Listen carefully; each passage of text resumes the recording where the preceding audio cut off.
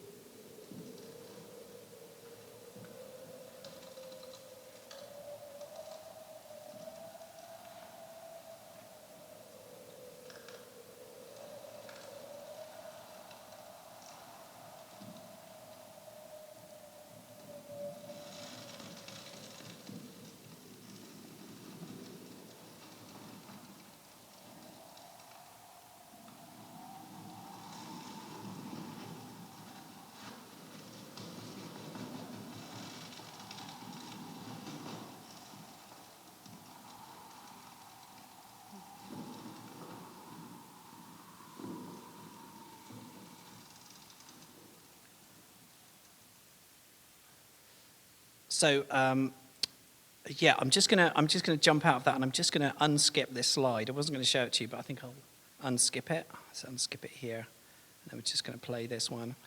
So that was a virtual reality piece, and we're wondering when we did the residency how it would be possible to kind of portray the kind of sublime sort of wonder of the Arctic, and it seemed like using immersion would be a really good way to go.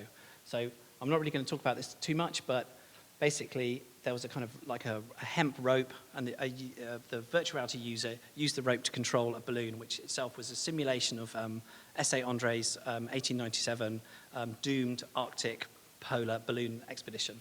And it's just to using the haptics, even the very simple DK1, the early virtual reality headset that we had, it sort of gave you quite an immersive sense. And we worked with another piece in an exhibition called 80 Degrees North, and I'll just show a quick clip. I can't even talk now.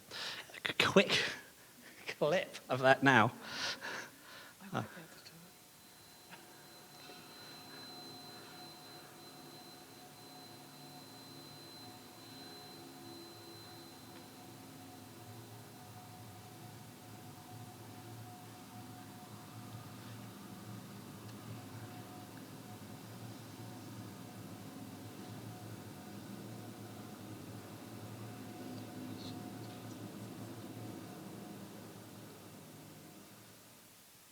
Very short clip. Now I'm going to show you this piece.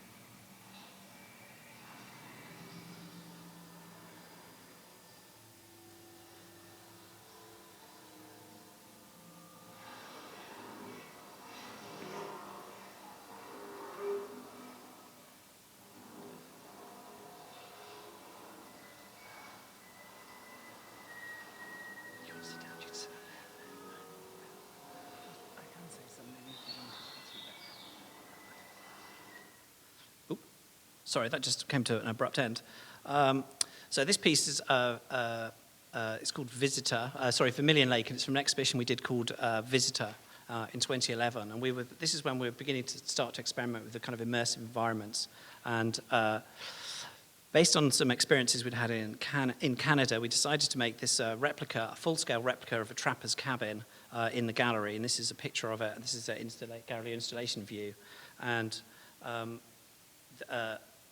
the idea was that we wanted to kind of loop around from the physical into the virtual, and we're working with a computer game engine, and to make assets, we made this model of a Canadian cabin, which is based on a real hut in Canada, and then we put it into the computer game engine, and then we took the low-resolution, low-polygon model and the textures, all the sort of computer game assets that we'd made, and we sort of scaled them up to full scale back again. So this is like this is a full-scale kind of version of a low-resolution, low-polygon model of a real place, and it's just this idea that we try and do in our work, which is kind of looping around and going from the physical world, putting it into the virtual world, and then manipulating it in the virtual world, bringing it back out into the physical world. And so now the sort of haptic interface that you saw there in the video of this kind of rowing boat, where the physical rowing boat is connected to its virtual on-screen half. It required quite a lot of physical effort to move around the kind of simulated lakes. And now we're thinking more about very sort of delicate interfaces. And so we've been working on a kind of breathing interface. And these are all kind of embodied interfaces, which are sort of quiet rather than being sort of task-orientated. And so the interaction we're thinking about now can be quite ambient. So we're going to move on and talk about how we inhabit, move in, and around the new spaces that emergent technologies afford, and the new creative practices and models of performance that are emerging. I think I hear Ruth. Oh, I can share a little bit of this. okay.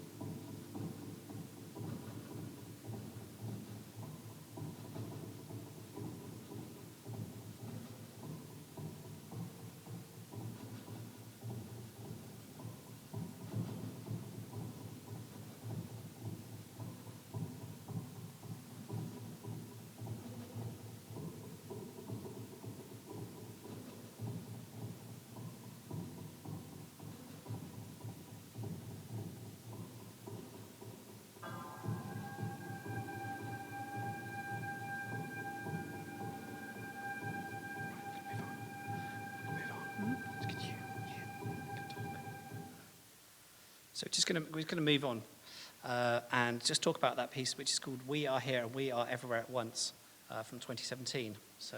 And I don't know whether anybody recognised the landscape, but it's Rohan from Lord of the Rings. So we were going to the South Island of New Zealand to film in motion capture seats, but without being characters and without the landscape being a different, representing something else in a movie. So we were unveiling the kind of mechanics of basically the processes we were doing. So obviously we showed the drone, and so we were doing this idea which runs a lot through our work, which is about camouflage. So we were sort of revealing and hiding and revealing. And so we did, in a way, the shots are sort of slightly the wrong way round, in a way, showing you that and then telling you about it rather than showing you the process. So now I'm going to show you a bit of the process. So some of the work that we did in the landscape, we actually went and took the VR headset into the landscape, and we also worked in the lab as well. And I'll just, so the dancers are here in the lab and being fed into VR are different landscapes. Very plain landscapes, a little bit like the first White Island project that you saw, which was the balloon ride, which was very much like Minecraft. So we had 4 different landscapes that we were looking at, but also we had a dance piece as well shown. So we were just looking at how we'd respond to those. And then when we went into the landscape, which is the film you just saw, we tried to encapsulate some of that. You didn't show the film though. So,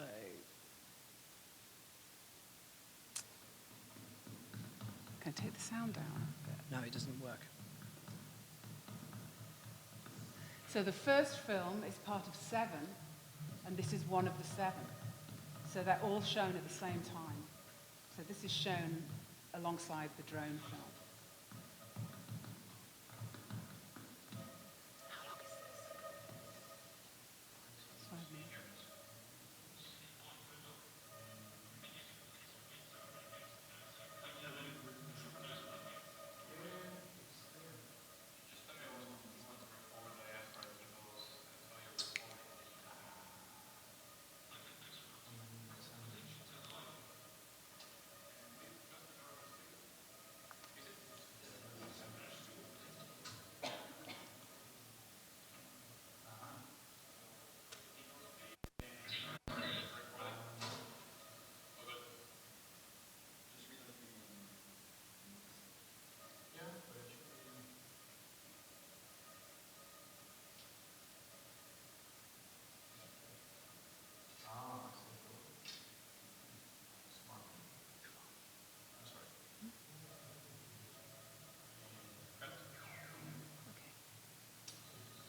So we're not going to show you all of that film, but these, alongside the 7 films, these were shown about this size portraits in the gallery as well. And of course they're the view of the facial capture. Head camera, you can talk about the next one. You want me to talk? Okay. No, not this one. No, the next one. So, So we didn't really want to show you just a bunch of work that was already like finished, but we did want to. We really wanted to think about showing you some of the process as well. And so we've really been thinking now about in the motion capture studio, we're tracked and we're mapped through technology, and also on location we're located, surveyed and watched, and our movements are monitored by drones. So when a new technology emerges, kind of the misuse of the systems that are designed to protect us leave us at risk. And Stephen Cook, who's a biology professor at Carleton University in Ottawa, he calls for encryption to secure data and limit the use of telemetry tools. So tagging, for example, makes it easy to find rare creatures in the wild and simple for anyone to find in real time, and giving rise to the kind of cyber poacher. And so there are counter viewpoints to the open data movement or sharing on social media sites, which are kind of emerging. And so we're thinking about the right to wander, the right to stalk, the tracker tracked, and the hunter hunted. And so normally I guess in kind of like high-end movie production, of course, the sort of motion capture performers that we see would always be replaced digitally by avatars. We'd never actually see the performers. And the sort of the kind of seeing the person with the shiny ping pong ball suit in the motion capture lab, this is the kind of thing that always is left for the kind of DVD extras reel. But we're really interested in actually giving the performers sort of back to themselves and actually showing who they are and who they really are, rather than actually just replacing everything. So just as the sort of landscape of New Zealand basically is always standing in for, let's say, another place, and the performers are always being stood in for by a digital kind of avatar, we're trying to think about like bringing it back around to them again.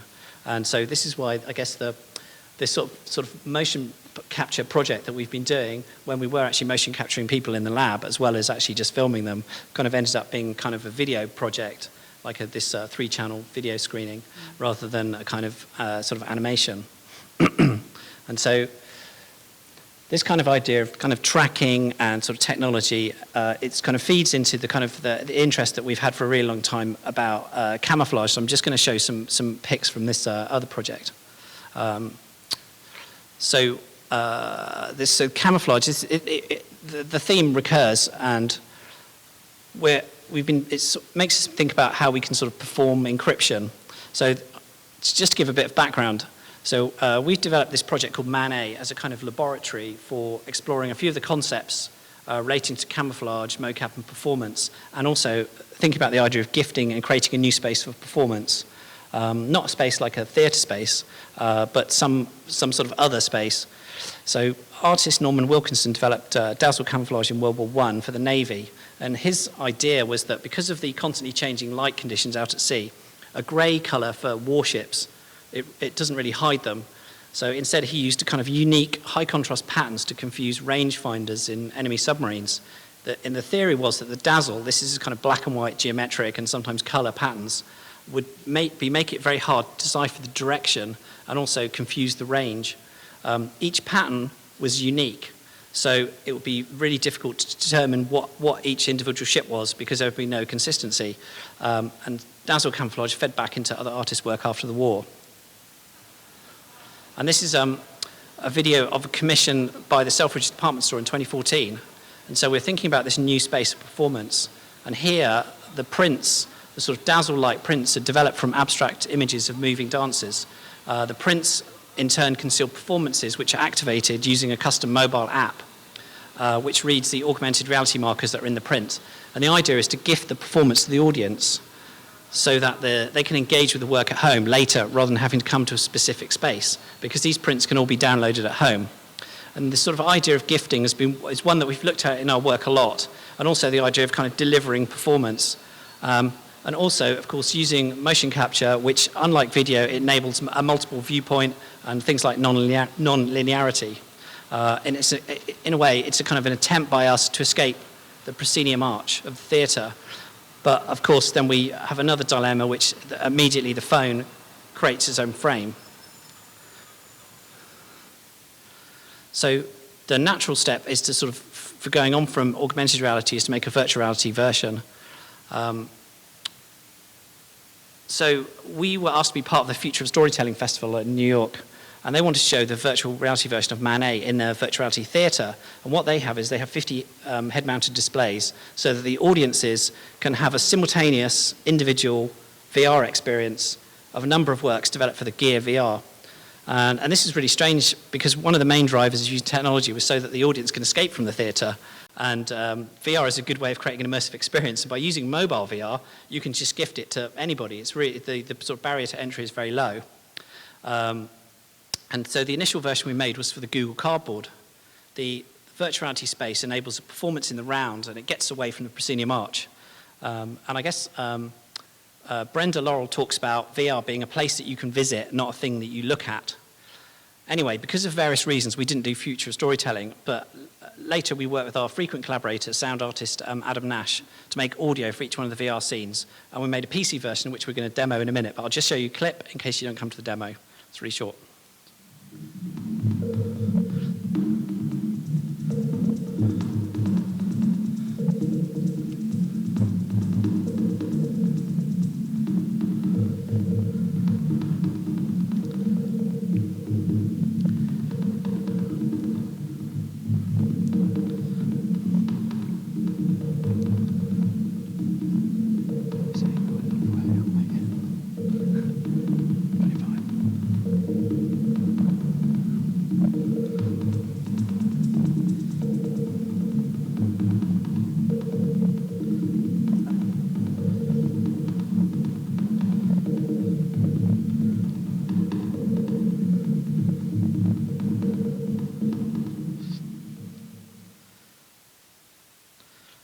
So this is another work in the same series.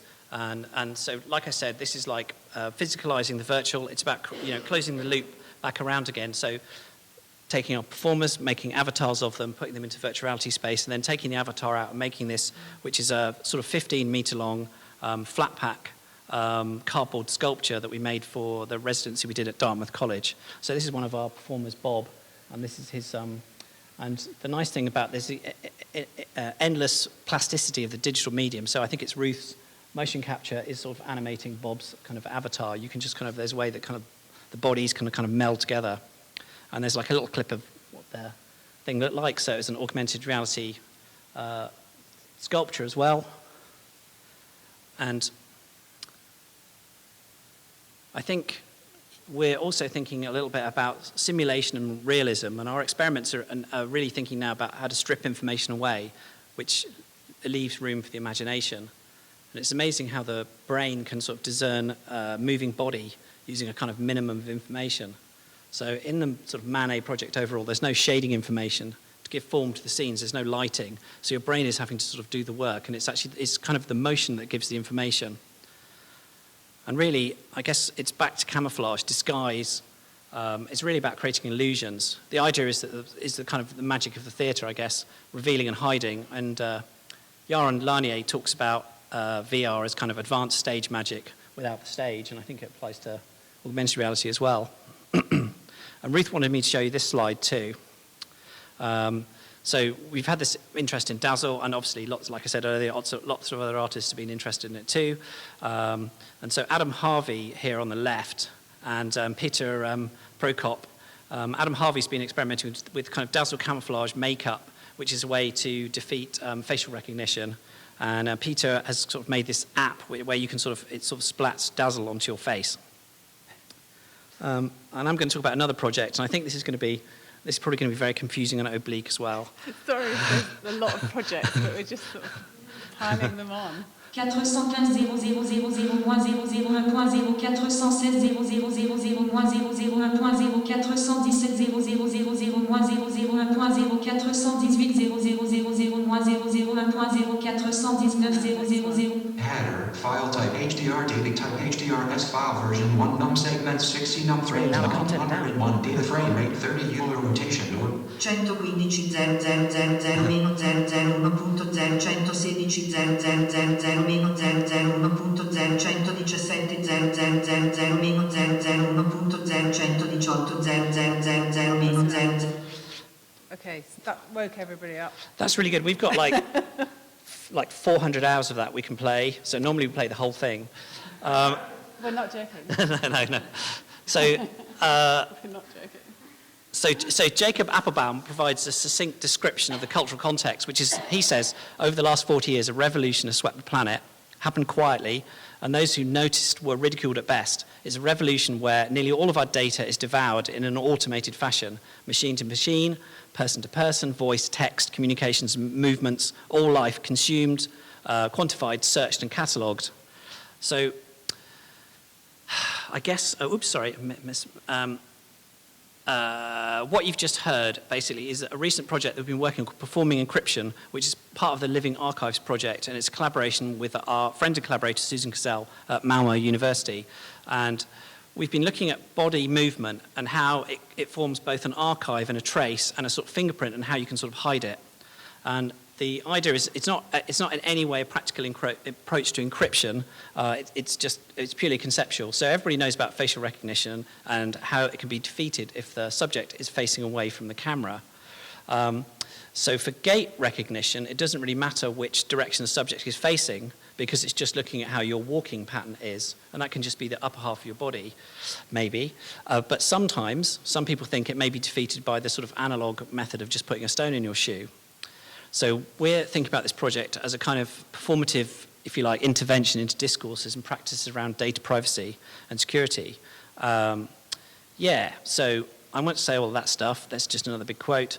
So what we've been doing is recording motion capture files, and alongside our 30-second motion capture files, we're also motion capturing gestures, which are short 1-second sequences from a single marker, which is then dropped down to 30 frames a second.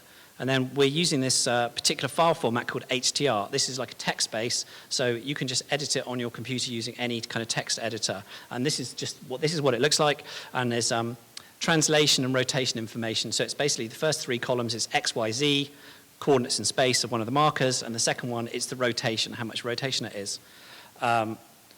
And what we're doing is we're using the 1-second gestures as a symmetric cryptographic key to encipher the motion capture data. So we step through each frame of the gesture to encrypt the motion capture file, and we just use that in a big Excel spreadsheet with a kind of funny formula. Right, it's a really simple way to do it. And so this is kind of before and after, right? So the phrase on the left, it basically gets encrypted and it looks like the phrase on the right afterwards, using that squiggly line as the key. So the performer makes the squiggly line, and then that performer's squiggly line can encrypt and decrypt her motion capture data.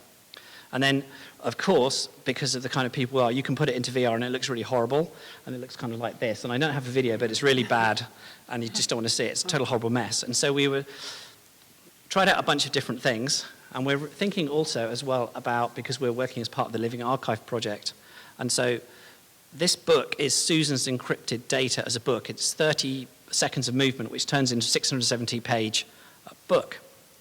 And the audio you heard was earlier in the kind of computer voice, which is 400 hours long. It's Ruth's 30-second phrase turned into using text-to-speech on the Mac, which actually has a better range of voices. So the 30-second movement becomes 400 hours long, and we're using this vintage analog reel-to-reel machine to record it on, because each tape can hold around 6 hours and 20 minutes of audio. And on the right-hand side, you can see these are the gestures which we got printed as bronze maquettes. So we just got them 3D printed in bronze. And the idea is that you could smuggle the key and maybe the audio or the book around with you, and it's possible for a performer to learn the gesture and to re-perform it, and then this is a way that you could actually decrypt the motion capture.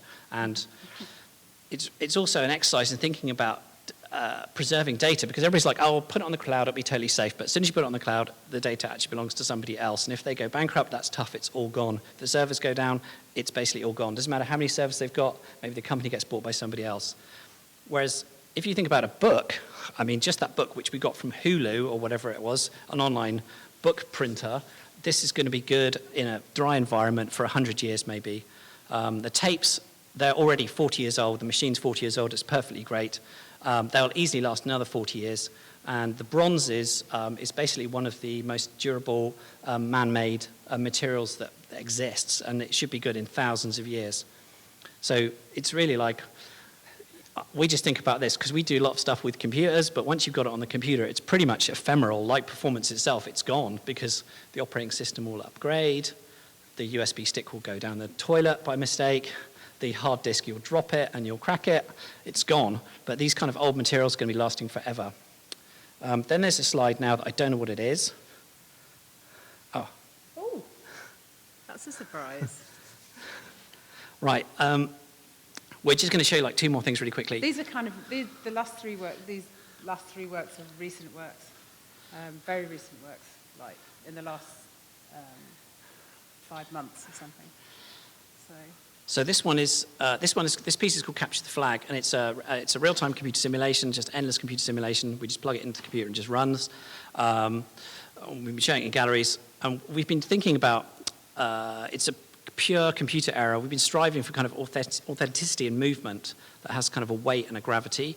And the original concept that I was trying to do was create a flag for VR, which is really a kind of way of thinking about a metaphor for the uncontested territory of cyberspace. Because at the moment there's kind of a gold rush going on, but basically this is the unclaimed territory in cyberspace, really in virtual reality, if you like. Not every bit is owned like on Earth. So we're thinking about we should have a flag, maybe a white flag of truce, maybe parley or surrender, and the flag would be interactive so that a VR user could wave it around. It's just kind of conceptual thing. So in order to make the flag behave in a flag-like way, we used a cloth simulation, so the cloth simulates being blown by the wind. And then when it became time to attach the flag to the flagpole, there was a kind of unexpected simulation error, and the flag exhibited this unplanned behavior where it just kind of ran away. And we decided that actually this was possibly the best result that we could hope for, and this is what we ended up doing. And so this is just like a short video clip, and it just basically just goes off into the sunset. But then it will, later on it will come back, and it just goes backwards and forwards. So in the past, we would have used motion capture from a dancer to dry the cloth, whereas this is a mistake, and it just has this incredible sort of kinesthetic properties, really. It's joyful. It's really amazing. And I'm just going to show you this, and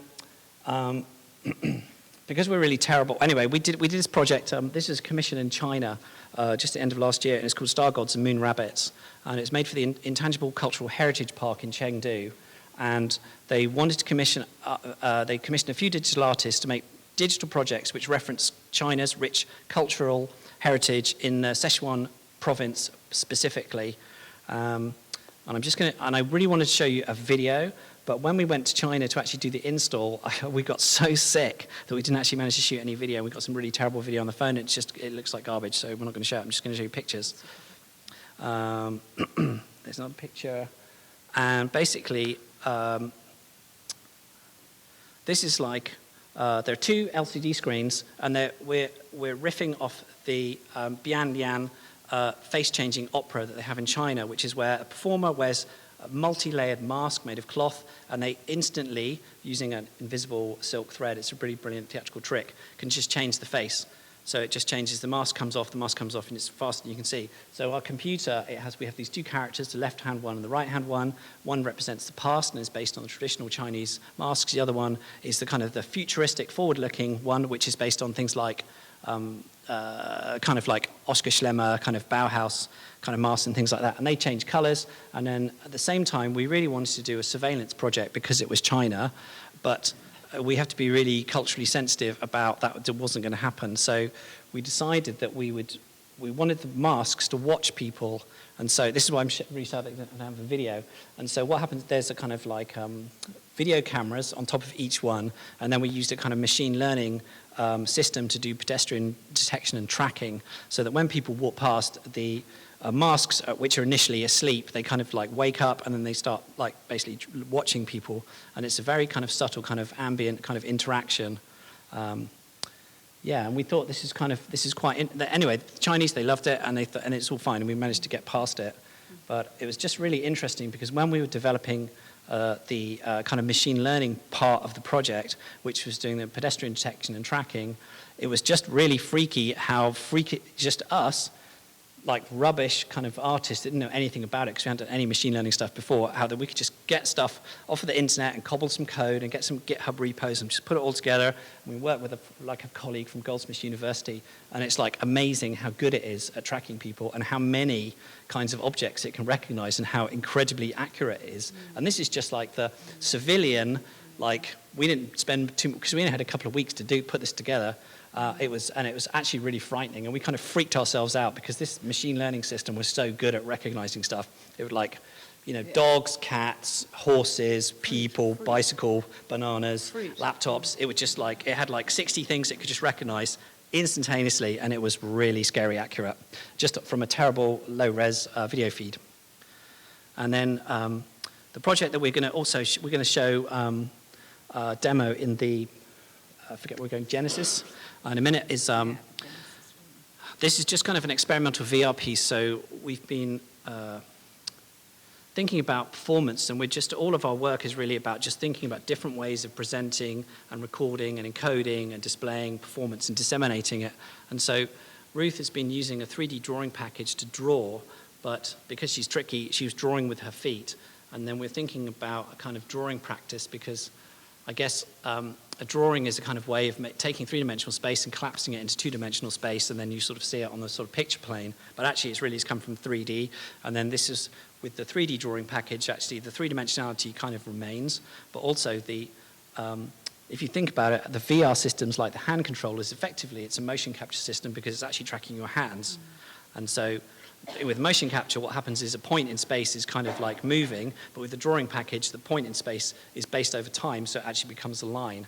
And so these kind of wiggly shapes are all drawings that she did with her feet that we turn into a kind of virtual environment that you can kind of kind of experience. And we're at the moment just thinking about different ways that we can sort of kind of realize this. And there's like another couple of pictures.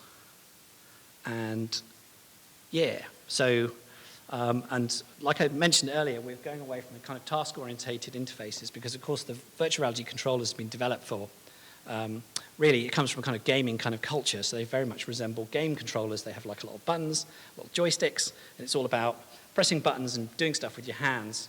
And this is why we're thinking about we need to get maybe into a sort of embodied kind of interface, which is maybe more subtle, which is why we're thinking about using this with our kind of breathing interface that we've been sort of developing. And I guess we could talk about that more, if you want, in the questions, which is going to be now.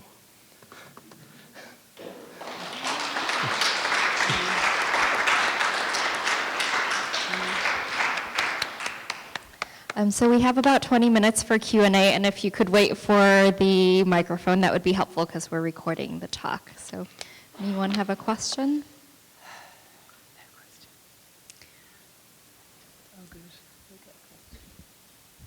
Hi, I'm curious, you talked a little bit about how you're stripping away a lot of elements and it's sort of minimalist in that you're not conveying all the information, it's just sort of the basic shapes and form of the body with motion capture. So I'm curious if there's anything that you had to unlearn or relearn in terms of what's in your dance toolbox that you had to change the way you approached the movement, and any opportunities for new modes of expression.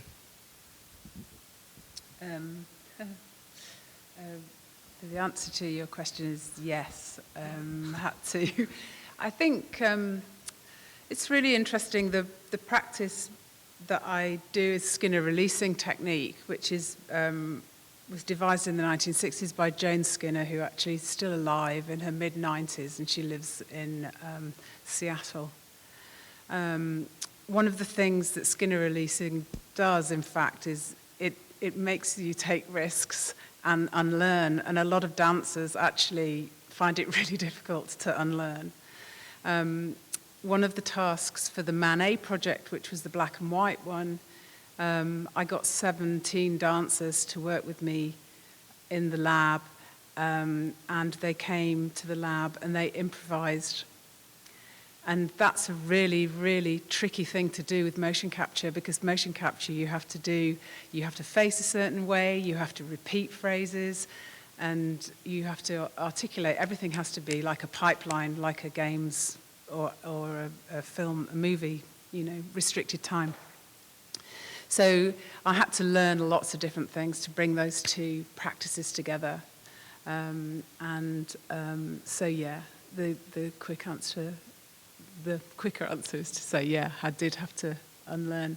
But I think giving some crits today with students here, I think it's difficult these days to actually think about what risk-taking is. And I think you've got to fail to move on. And I really, just keep working, keep finding new ways, new angles. The dancers that I worked with had never worked in that situation before. They had to wear a suit. They had to, but they started to think about the suit as a partner, or the space as a partner. They thought about space in a completely different way. Even the trajectories I don't know whether you're familiar with a motion capture studio, but ordinarily in a movie, you'd have, many, many cameras all around you and retroreflective, and basically there's a pipeline where you have a skeleton and a model and so on. But just those trajectories, the rays, from the camera to the marker set, was really interesting for the dancers to see, because it was like a huge cat's cradle in the space. So they could sort of understand multi-directional balance and alignment just with seeing something that was inherent in the software. So it's working with other disciplines is always really helpful to push dance practice. I could go on and on and on and on about that. but I won't. Any more questions?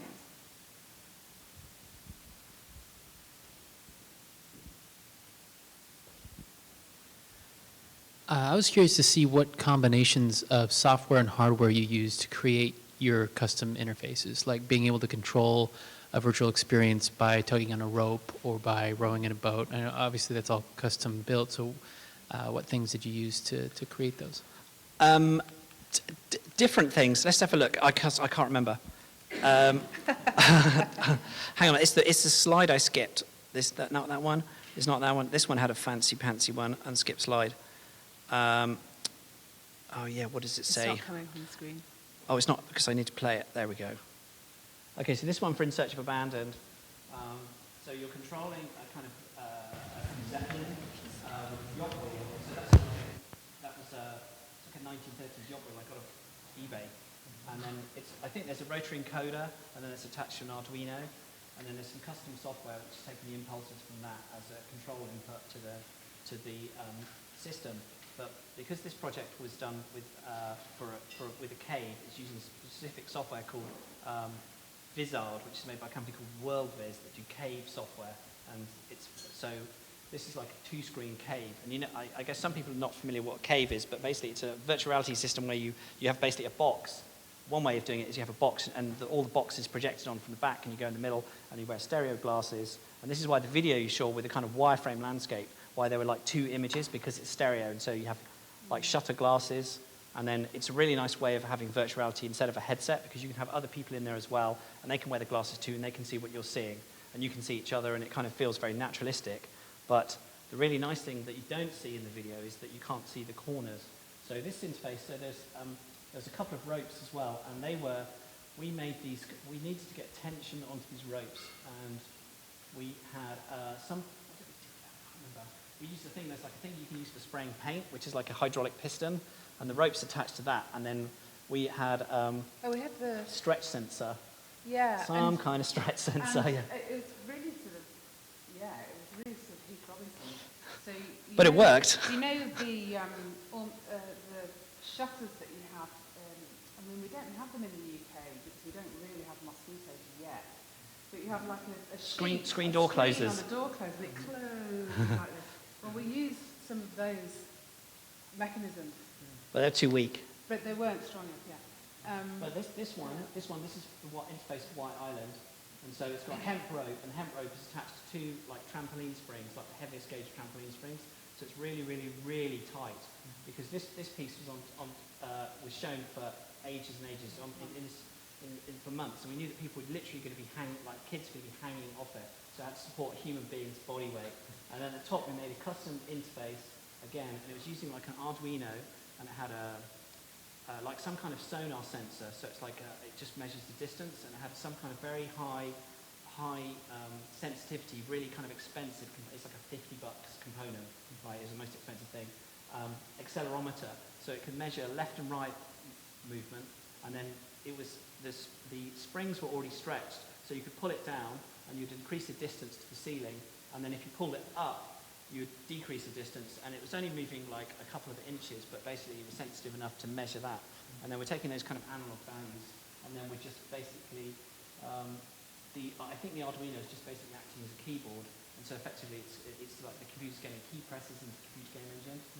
But we've done other stuff where we've used, and as well we have these fans, so. Yeah. So the fan, so the balloon is being blown around by the wind, unlike a normal kind of hot air balloon. Andre's balloon had sails. He was the most technologically advanced balloon in the world in 1897. And so the wind is blowing the balloon, and you, by tugging on the rope, you're changing this direction of the sails. And so what was happening was the wind direction is coming out of the computer game engine, and then it's going into processing, and the processing was turning it into it's getting hooked up to an Arduino, and the Arduino is running a bunch of relays, so it gets stepped up, and then the wind and the relays are powering these fans, and so the fans are basically blowing, the virtual wind is physicalized by the array of fans, so the wind can go all around you, and so as you, when the wind changes direction, the wind's suddenly blowing in your front, and then gradually the balloon, it turns to face away from the wind, and so the fans kind of slowly go back to behind you again. And so it's basically, the method is like whatever we can get to work, basically. But there's like, you can do a lot of keyboardy hacks and things like that. Yeah.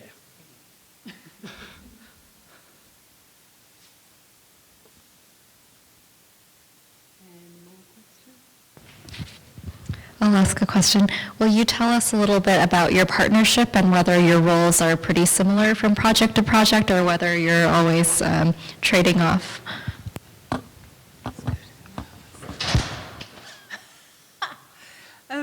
We actually collaborate with a lot of other people as well, and more recently with other choreographers, which has been really exciting. As we work together, yeah, I don't know. Sometimes our roles switch, depending on what project. But obviously, which is unfortunate, probably, but obviously Bruno is a lot more technical than I am, as you can gather. But I guess what's interesting is that some of the dance knowledge, embodied knowledge that I have goes into these systems. So it's very interesting that there's no stopping or starting. There's pausing, there's accelerating, there's ascending and descending, which is very different, So sometimes the controls are not expected to work in the way that they would normally do immediately, for example. So all those things go. So we to and fro, the information and the skill sets go across, and the information. So, have you got anything to say about that? He's a really good dancer. Sorry. As well. So, which I'll demonstrate later. And understands dance. And he changed the first video that we showed today. But actually, Bruno's really good. Because he understands and his cleaned so much motion capture material, he can anticipate where the body is going to go. So, as a kind of steady cam guy, cameraman, when he's filming dancers or groups of dancers, he can actually, in Central Otago, he'd have a t-shirt, because it's so hot, a t-shirt, and then the camera under the t-shirt, he can move in with us and in and around us. And I think it really speaks to the VR work, because when you go inside, as some of you will do, when you actually enter some of the worlds that we create, if there's the movement sensibility that is in there is amazing because of that. Because of working with that so much. And then one of the guys who helped us with the interface with the oars for the Vermilion Lake project, he ended up making a really successful indie underwater game, Depth. So, the people that we collaborate with we all end up swapping skills. I really, really recommend collaborating. It's really, it frees you up.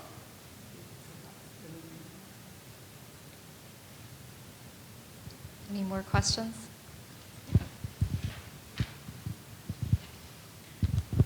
Do you have anything currently shown in the U.S.?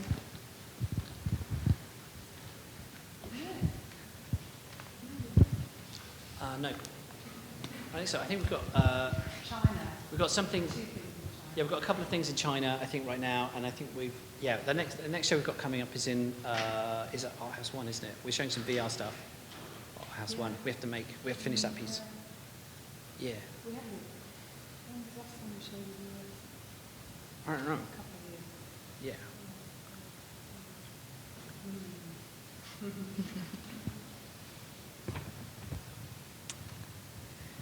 If there are no more questions, then please join me in thanking our guests and head on over to the Genesis Lab. Thank you. Do you ever find your visions conflict, and if they do, how do you manage that? Oh yeah, all the time. All the time. Yeah, but that's why it's good. That's why it's good to collaborate with people. Otherwise, you just get too in your bubble. And definitely opposite. It's interesting. Yeah, but It's a really good question. Yeah, but it's also, it's like, sometimes it's really good to just totally swap roles and just, and you know, because otherwise you're just doing the same thing that you've got like you might have your preferred way of working, and you really like this particular medium, and you really like this particular way of doing stuff, and you like, so everything you're going to do is just going to be the same forever, basically. It's just going to be a version of that. Whereas if somebody else says, no, this sucks, and then they say you should do this and that, and you like, I hate that idea, but then you try it anyway, then you might get to somewhere quite new. And so often we'll, you know, and when we collaborate with our installation team, like doing pieces like Vermilion Lake, it's a big, laborious, complicated install. I mean, when we go to the gallery together, we don't try and have the you know, sort of it's not this sort of massive ego of the artist where our installation technicians have to do exactly what we say. We just say, okay, we've got to install this thing.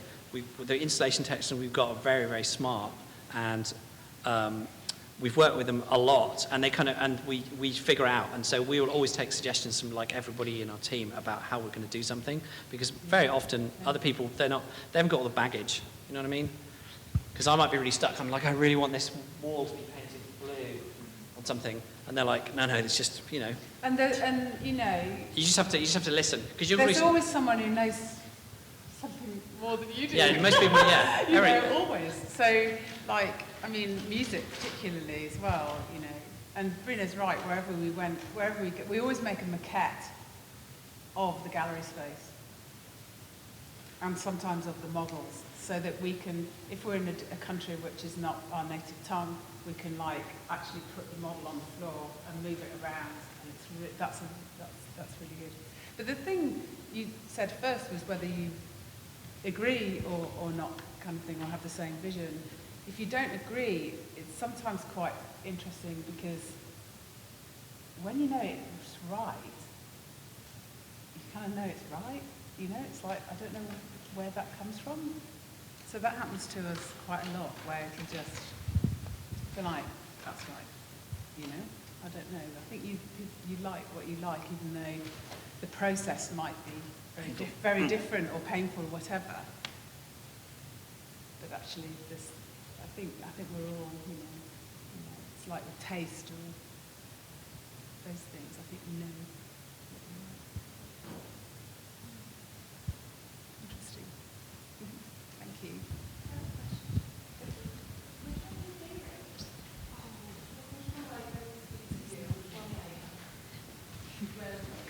Which piece of work?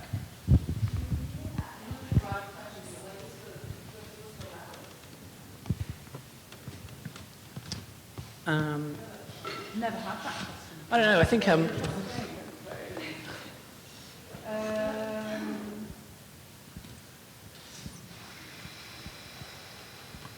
it's weird because it will be maybe different tomorrow. yeah. You know? Yeah. Normally what happens is though, I think so. It's kind of, yeah, they're all different. once you make something, right, what normally, the process we go through, you make it, and they have this big pain in the ass because you install the damn thing, and you maybe like it for like a minute, and then you're like, Jesus Christ, it's over, it's amazing, it's done. And then you're like, great, and then you just hate it, and you never want to think about it ever again, and then about 4 years later, you'd be like, oh, you know, that was actually really good. And you can actually accept it. And there's always this kind of, you need to have like distance. Yeah, and it's like the black and white project. I mean, Yeah. the black and white project's been running forever, and people really love it, and it's won awards, and it's gone around the world, and there's thousands of people, but we're like, go away. We just want to move on. So. Yeah, I think, yeah, it's really good to have distance. And they do this weird thing in the UK with some galleries are publicly funded, so they get money from the government or whatever, and they're really concerned with evaluation, and specifically things like having visitor numbers. And sometimes they do these weird things where they just kind of have like questionnaires when people leave. And I think this is like the stupidest. Yeah, they go, would you like to fill out a survey? Could we ask you some questions about what you thought? And I think this is like, it's really bad to think about what you've just done, because you've got no critical distance. And the thing hasn't been allowed to even exist for any kind of amount of time. You know, and imagine if you had to do that after you went to see the cinema. After you saw Blockbuster or whatever, you had Right. Marks out of 10, yeah. Yeah, it's just, yeah, and it just, because you get like, I think you get really bad, it's kind of, it's just a bad way to do something, I think. Yeah, I don't know. So I don't know what my favourite piece is. I think my favourite piece is probably, Out of those or out of those? I think the Vermilion Lake one, which is the kind of cabin, I think that was really good. And we showed that, the really nice thing was that we did it went around to all these places, and we had this tour lined up, but we didn't have any money for this tour. And we got stuck where we had this big gap in the middle of showing it, where we didn't have it, we had to store it before it went to the next. It didn't go from gallery to gallery. There's a big gap in the middle. And luckily, our friends had this massive gallery in this old warehouse, this massive factory, and we managed to. They came around to our house and we got them really drunk. And then we said, "Can we do a show at your place?" And they were like, "Yes." And we're like, "Fantastic! We're going to store, store the art in the gallery as a show." And we did this great show in their gallery. And it was because the house is all like grey and monochromatic because it's like a quotation of a house. Their gallery, it was like literally an old, like a bus garage. So it wasn't like a white cube space. It was like a grotty, massive thing. And it just looked absolutely fantastic. And it was so good. And I was like, and I thought, this is absolutely the best. And we could not have, because it wasn't part of the original plan. No. And I think that was the best ever show, ever, that we did, was that piece in that gallery. And it was a good team. Yeah, it's a good team. Because the house wasn't fixed. So yeah, we had to saw a bit off to fit it in. There's like a beam, we had to saw a bit off. So we'd all move it. Yeah. We'd be inside it and move it. It's like a set, basically. We're very lucky. That whole series is very lucky, because what you don't know about that is the backstory. Because we went to the set of the assassination of Jesse James, which is in Cochrane, in Calgary, in Canada. So it's really weird. We sort of go and shoot all this stuff and do this stuff way before like Revenant and so on and so on. But we went to the house of our friend's owned a farm where that house from the assassination of Jesse James is filmed. So they had the set of Jesse James's house and all the other things. So we were really inspired by that. Yeah. So it just all happened like that. So Jesse James's house is a 360-degree set, which is perfect in every detail, down to the hinges and the handle and glass, and everywhere you look at it, you can shoot anywhere, and it's perfectly like a proper period house in every way. And then you look out, you go on the porch, look down the thing, there's a whole village, and you go, there's a whole town down there, and it's all like physically there. It's like time travel.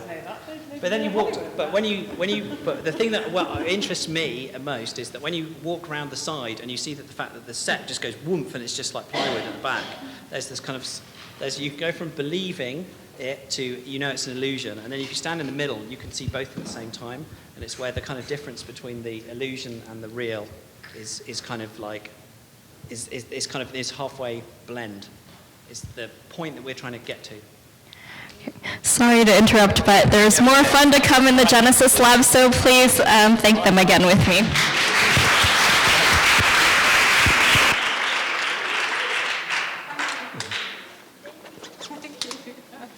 You have to go and plug a thing in.